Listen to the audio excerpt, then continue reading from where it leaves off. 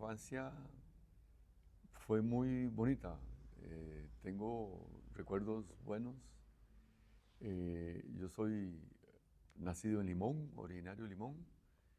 Crecí en una zona rural, ahí en Limón, cerca de Limón, el puerto, Limón Centro. Después, con la familia nos trasladamos a Limón Centro para hacer la primaria y la secundaria. Yo salí del Colegio Diurno de Limón y con motivo de ingresar aquí a la Universidad de Costa Rica, pues ya nos trasladamos para acá. Pero fue interesante. Tengo buenos recuerdos de mi infancia, ¿no?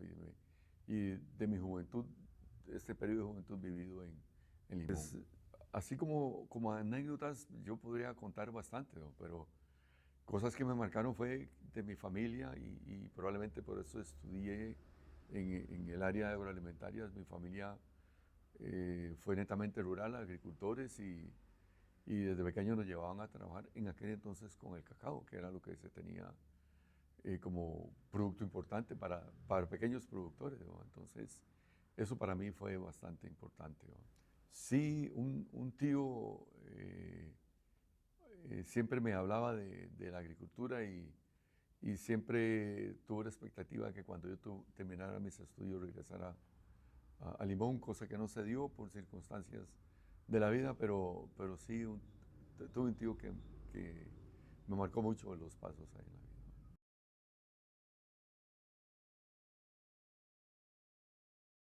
Em, Terminé la secundaria, pues nos trasladamos aquí.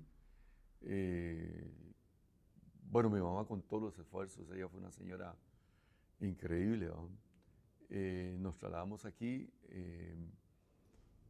Inicié estudiando agronomía. Yo soy ingeniero agrónomo, graduado aquí en la Universidad de Costa Rica. Eh, Posteriormente a eso, pues empecé a trabajar, empezó mi vida laboral y pues se presentaron algunas cosas interesantes que aproveché. Eh, Más o menos en el 80-81 fue que me gradué y empecé a trabajar. Eh, en la segunda mitad de los años 80 eh, se abre la posibilidad de que ingresen eh, las ofertas de universidades privadas, que antes eran solo universidades estatales, pero ya aparecen universidades privadas y entonces llegan a nuestro país dos universidades de nivel internacional. Una de ellas, la Universidad Interamericana de Puerto Rico, ofreciendo los primeros MBA, estas maestrías profesionales. Y entonces ahí me apunté a hacer la maestría profesional en administración de empresas, como MBA se llamaba en ese entonces, ¿no? Em, Posterior a eso también tuve la oportunidad de trabajar con un proyecto de la cooperación alemana y ahí se me abren las puertas para ir a hacer el posgrado en Alemania y hice otra maestría. Ahí fue Master MSc, los Master of Science. Entonces hice esta maestría en ciencias y ligado a eso hice el doctorado también en Alemania, tanto la maestría como el doctorado en la Universidad de Göttingen. Esa es más o menos mi historia académica, digámoslo así, ¿no?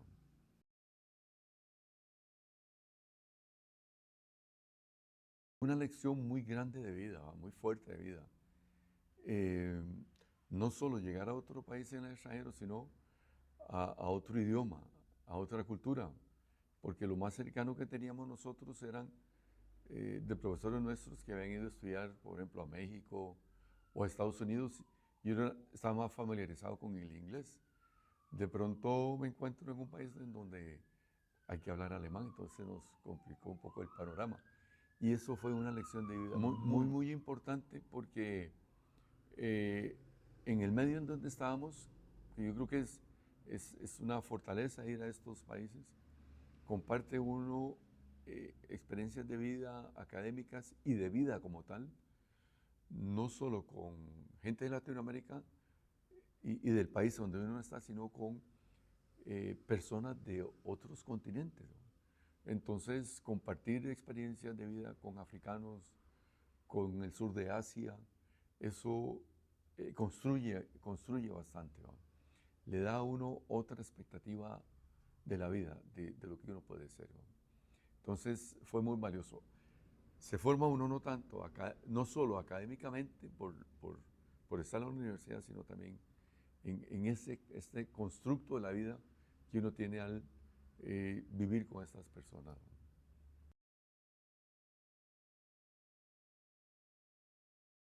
Es interesante, cuando yo terminé mis estudios, trabajé un año por ahí en empresa privada, pero después tuve la oportunidad de ingresar al Ministerio de Agricultura y Ganadería, por ahí el 82 o una cosa así, ¿va? Y a Puriscal. Entonces me fui a Puriscal, en aquel entonces hablar de Puriscal era irse quién sabe ni a dónde, ¿va? Me fui a Puriscal y la experiencia que tuve fue tan valiosa de gente humilde, agricultores, campesinos, que le abrían la puerta a uno y realmente hice amigos ahí. Y entonces ahí desarrollé toda mi experiencia profesional. Eh, Tuve la oportunidad de colaborar con un programa de crédito que tiene el apoyo de la Unión Europea, que era sobre el tema de desarrollo rural, y un poco la afinidad que uno tiene, pues empezamos a hablar de programas de crédito, hacer planes de crédito, planes de finca, etc. Y ahí me desarrollé. Eh, yo me fui a estudiar a Alemania por decirlo así, con apoyo del Ministerio de Agricultura y Ganadería, en coordinación con este programa de la cooperación alemana que estuvo allá. Regresé y me reincorporé al Ministerio de Agricultura, pero también se me abre la oportunidad de empezar a dar clases aquí en la Universidad de Costa Rica. Entonces estoy hablando de finales de los años 90, inicio del 2000. Ya antes tenía algunas experiencias universitarias, pero ya después del doctorado fue más continuo, digámoslo así, más formal. Y entonces empecé a combinar mi experiencia eh, del Ministerio de Agricultura, del doctorado y dar clases aquí, ¿no? Para ese entonces ya me había trasladado a las oficinas centrales, aquí a San José del Ministerio de Agricultura, entonces me quedaba más fácil combinar esto eh, con la vida académica y se presenta la oportunidad de venirme ya a tiempo completo a la universidad, que fue una decisión para mí también muy valiosa, de la cual no me arrepiento, más bien me permitió crecer más académicamente, crecer más en investigación, en colaborar, en mantener los contactos y las colaboraciones con el sector público, el Ministerio de Agricultura, lo que hoy es el Instituto de Desarrollo Rural, con el sector privado, con asociaciones de productores, cooperativas. Eso me abrió muchas puertas para cooperar, colaborar, y fue muy valioso para mí. Con la universidad aproximadamente 25 años estoy involucrado, 24 años más o menos fue. Más, bueno, ahora estoy pensionado, pero he seguido colaborando también. Tengo como 2 o 3 años de seguir colaborando ad honorem en la Escuela de Economía Agrícola y Agronegocios, que ese ha sido mi unidad académica base desde que ingresé. También colaboré con el programa de doctorado que hay en la Facultad de Ciencias Agroalimentarias. Ahí hay un programa de doctorado.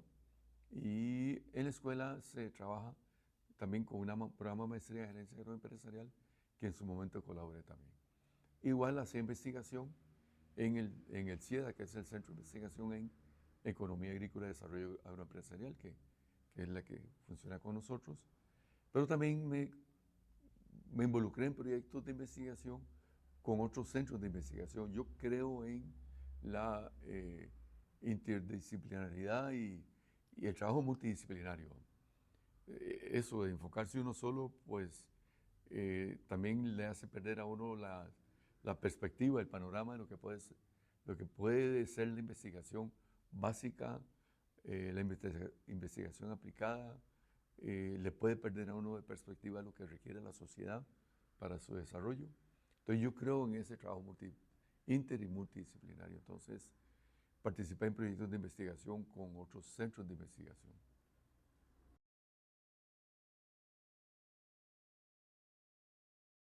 Fue una etapa bastante complicada, ¿no? fueron retos muy fuertes. En años anteriores yo había sido representante del área de ciencias agroalimentarias en el consejo del CEP, entonces ya conocía un poquito el manejo del CEP como una instancia de posgrado, de coordinación, de apoyo para los posgrados. La complejidad, había colaborado en un trabajo interesante de análisis del CEP, de cómo estaban los posgrados y se quería avanzar en una propuesta como para ver el CEP a futuro, a qué se quería. Entonces, con eso en mi mente, pues me propuse como candidato en su momento al CEP y fui elegido para ser el decano del CEP y de pronto tenemos que enfrentarnos a una situación que fue la pandemia del COVID-19. De pronto nos dicen, ve, aquí ya no hay nada presencial, todo es virtual, pero ¿cómo es eso? ¿Cómo se maneja lo virtual? Entonces tuvimos que aprender mucho a prueba y error, otro a tener capacitaciones para manejar el famoso Zoom, que fue lo que se introdujo en su momento en la universidad como herramienta para la virtualidad. Ya las reuniones no eran presenciales, el consejo del CEP no se reunía en forma presencial. La oficina aquí tuvimos que empezar a hacer roles de presencialidad para no cerrarla del todo, entonces yo venía casi todos los días, pero siempre había una persona en recepción como para decir que esto estaba un poquito abierto y el resto era virtual, reuniones virtuales. Eso a mí me marcó bastante porque el equipo humano que tiene el CEP es muy valioso. De ese entonces, supongo que han cambiado muchas las personas, pero en ese entonces el equipo humano era muy valioso. Y no poder relacionarme con ellos en forma presencial, conocerlos más, verlos más, conversar para saber de sus ideas, de sus pensamientos, para mí fue bastante complicado, porque yo soy una persona que creo en las relaciones humanas, ¿no? En conocernos, vernos, conversar. Eso de la virtualidad es importante, es una herramienta que ha permitido ampliar el alcance de la universidad, es claro. Es una herramienta muy poderosa la virtualidad para llegar a rincones del país que antes la universidad no llegaba para ofrecer sus oportunidades académicas. Es muy valiosa, pero eso no va a sustituir nunca el trato de persona a persona, ¿no? Eso tal vez alguien puede decir que yo estoy enchapado de la antigua, pero yo creo que no. El conocernos, como dicen, face to face es necesario, eso es muy valioso. Y tuvimos que aprender a vivir con eso. Nos tocó adecuarnos, correr con maestrías, decirle a los coordinadores de maestrías, bueno, vayan ustedes cambiando esto a ofertas virtuales para poder mantener las ofertas de las maestrías. La complejidad, por ejemplo, en las especialidades médicas, en donde los exámenes de ingreso para las especialidades son presenciales y cómo juntar 500, 600, 700 médicos para que hagan el examen, de pronto eso no era posible, ¿verdad? Porque no era permitido. ¿Y cómo hacerlo? Entonces había que adaptarlos. Si no hacíamos convocatoria este año, lo dejamos para el próximo año. Todo ese tema de discusión lo vivimos y fue bastante complejo. También el tema de una propuesta de un plan estratégico para el CEP. El CEP no ha tenido, bueno, no sé si cómo ha funcionado, pero el CEP en aquel entonces no tenía un plan estratégico para orientar mejor el accionar del CEP. Bueno, en un momento dado estábamos trabajando en eso y de pronto ya no más. Todo mundo para la casa. El pensamiento futuro que teníamos para el CEP, ¿qué pasó con eso? Todo mundo para la casa. O sea, muchas cosas que veníamos caminando de un momento a otro se cortaron. Y eso fue bastante difícil, bastante complicado. Quería que aportamos mucho a la virtualidad y que tuviéramos programas virtuales que, como le digo, son importantes, es una herramienta poderosa, pero combinarlo con esquemas presenciales, eso es muy valioso. Entonces creo que una fase muy importante, ese reto que sobrepasamos o sobrevivimos, fue la experiencia de la virtualidad, que la universidad no lo tenía. Trabajamos con Metix como apoyo a las lecciones que dábamos, a los cursos que teníamos, pero ya pasar a la virtualidad fue un aporte bastante importante. Eh, por decirlo de alguna manera, en los doctorados, empujar a que las pasantías, los doctorados nuestros, que estos doctorados tuvieran pasantías en el exterior, por la experiencia que uno ha vivido de haber hecho posgrados en el exterior, esas estadías son muy valiosas.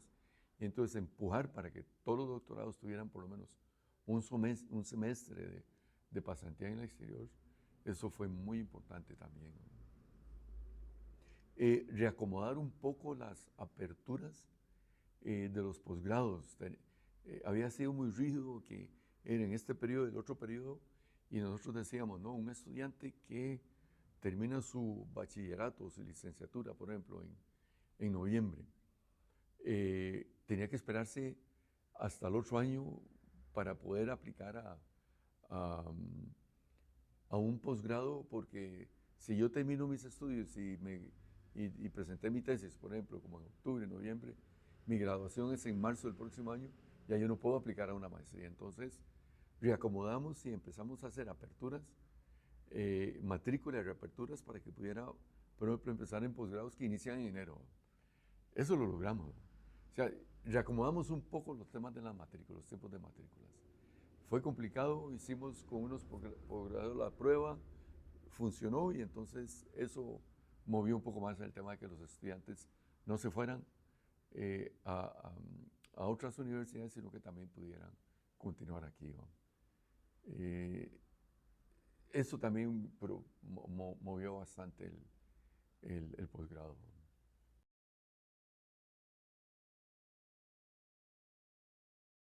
Yo creo que la experiencia de vida que tuve en Puriscal me marcó mucho, porque viví mucho con el pequeño productor, como ya solo traía la familia, entonces creo que fue bastante el acercamiento que tuvo, sus necesidades, sus ideales, y eso me marcó bastante. De hecho, eso me motivó bastante para, en los últimos años que he estado en la universidad, he estado ligado en proyectos de cooperación internacional, lo cual yo moví bastante en la universidad y en mi escuela. Mi escuela no, en la escuela donde yo estuve, era mi unidad académica base, con proyectos internacionales que tenían que ver con el tema de desarrollo rural. Y hicimos propuestas, programas de capacitación.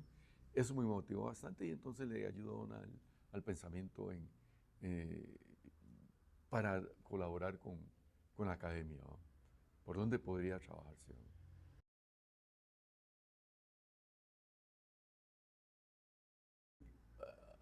Eso es un tema muy importante. Los valores fundamentales tienen que ver con la transparencia. Uno tiene que ser una persona transparente, no decir una cosa aquí y después actuar diferente. No hay que ser transparente. La ética y la moral son muy, muy importantes. ¿No? Tienen que estar metidos en el pensamiento de las personas. ¿No? Uno no puede engañar porque si uno trata de crecer basado en el engaño y en cosas de estas, en algún momento se va a descubrir la verdad. Y eso yo lo he aprendido a través de todos los años de mi vida. En algún momento, como dicen, el mundo gira y en ese girar se descubren las cosas. Entonces uno no puede estar basando su éxito ni pisoteando a personas ni engañando a la gente. ¿Vale? Entonces la transparencia, eh, eh, ser honesto, la honestidad es necesario, es importante también. Esos valores que pareciera que se van perdiendo en nuestra sociedad, hay que rescatarlos y ponerlos de primero. la honestidad, la humildad, algo que yo aprendí a convivir, que de hecho me regresé por el lado de Puriscal cuando terminé todo esto. Me regresé porque ahí sentí un arraigo con la honestidad de la gente y con la humildad de las personas. Entonces, esos son valores fundamentales, ¿no?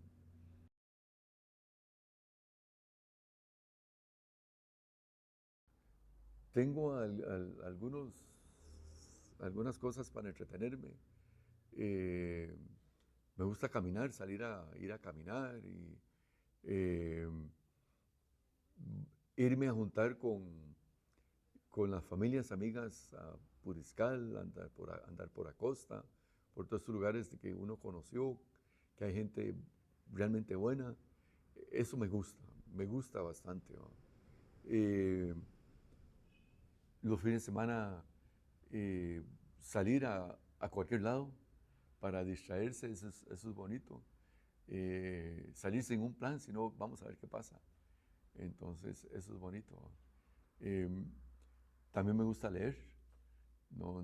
Y tal vez puede ser un defecto, no leerme estos bestsellers, sino sigo leyendo del área en que estoy metido.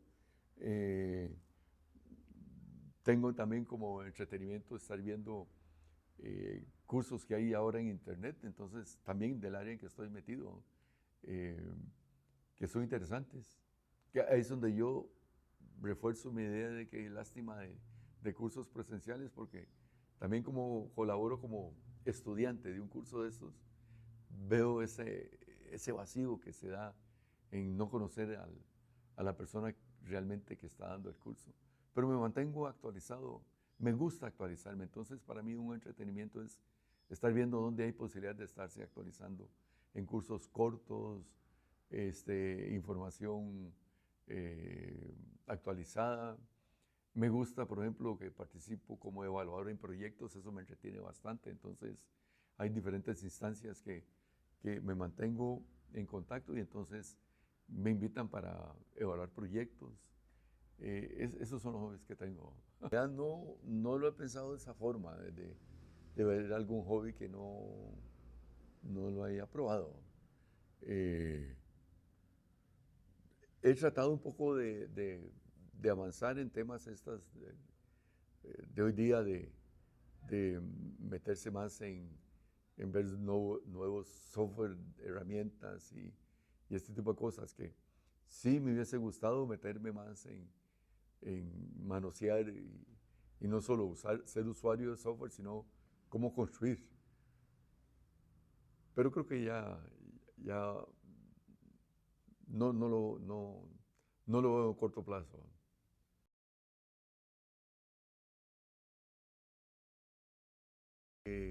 Estudiar eh, lo mejor es la mejor inversión que uno puede hacer en uno mismo como persona. Y cuando hablo de inversión no lo veamos únicamente en términos monetarios, sino inversión en crecimiento personal, en crecimiento en conocimientos, en crecimiento en relaciones con otras personas y también hay que ser realistas en oportunidades en el ámbito laboral, ¿no? Entonces, el estudiar, el sacar la maestría, eh, le abre muchas oportunidades, entonces hay que aprovecharlo. Eh, si lo vemos un poco a como se habla hoy día, ser una persona competitiva, si uno se queda solo con el bachillerato, cada vez es menos competitivo. Con licenciatura también hay que pensar a futuro y entonces esa competitividad como persona se da conforme uno va creciendo en lo académico. ¿Y por qué no? Combinarlo con otras disciplinas, ¿no? No hay que quedarse únicamente con lo que uno estudió. Yo pienso que haber hecho esa maestría en administración de empresas a mí me sirvió de mucho. Entonces no hay que quedarse únicamente amarrado a mi disciplina y que esto tiene que ser. No, hay que abrirse y estudiando, sacando una maestría, sacando un doctorado, eso es crecimiento y el país lo necesita. O sea, Costa Rica lo necesita. Y también en el área de especialidades. que es otro tema importante en el CEP. Hemos crecido solo en especialidades médicas, pero hay que abrir el pensamiento a otras especialidades en otras áreas, áreas de ingeniería, en áreas en sociales. Podemos pensar en otras áreas en donde se pueden desarrollar especialidades. Eso también es una herramienta importante, es un potencial importante que está ahí, que puede ser puesto a disposición para que todos estudiemos. Es un dicho viejo, ¿eh? Nos podrán quitar todo, pero no lo que tenemos aquí.